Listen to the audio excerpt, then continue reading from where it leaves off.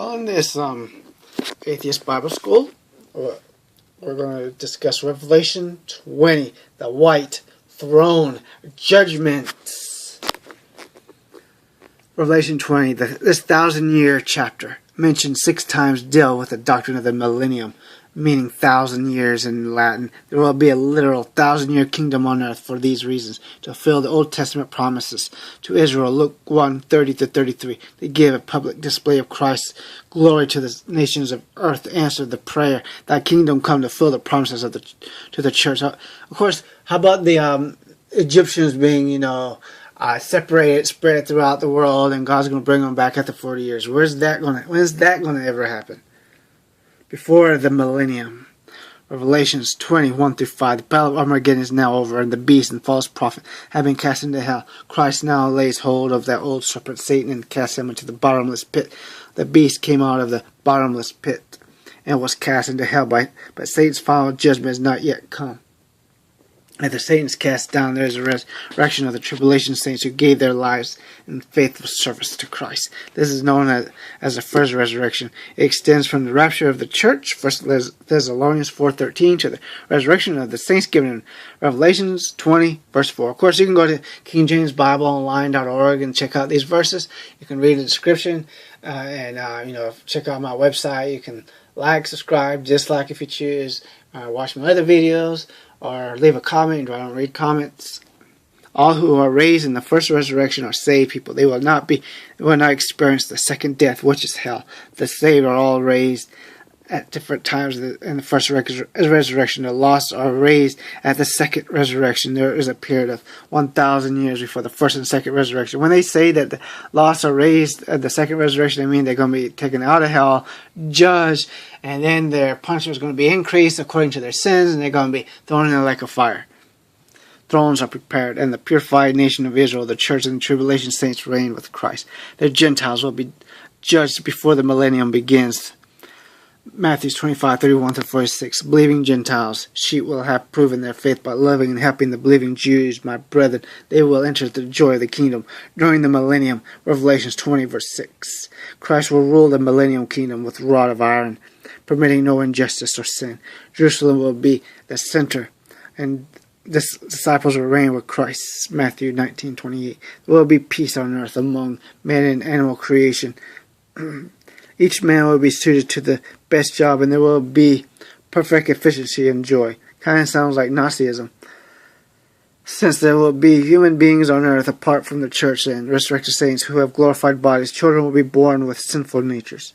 At the close of the millennium, many people who will give outward obedience to Christ, but who have never submitted to Him from the heart. That makes no sense. If these people are actually going to see Him and they know what's going to happen, I think they're going to be more obedient, especially since they're growing up in this.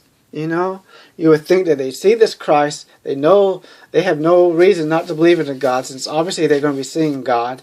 It makes no sense that they would be rebellious and they're going to have this great war again and all this nonsense. It just makes no real sense.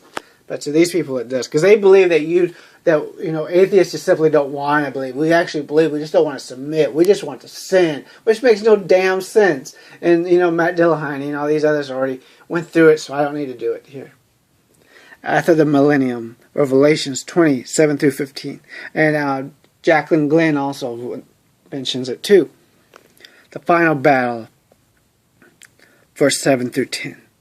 Satan is loose at the end of 1,000 years, and he gathers a huge army to fight Christ. This is not the battle of Gog and Magog. Satan will be captured and eternally consigned to the lake of fire.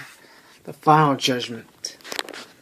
John sees a great white throne of judgment. God will not be respecter of persons. Heaven and earth flee away. There is no place for the lost sinner to hide. The judge on the throne is Jesus Christ. John 5:22. Today He is the Savior of the world. Then He will be the righteous judge. There is a resurrection, death, and hell. Give up the bodies of the lost sinners.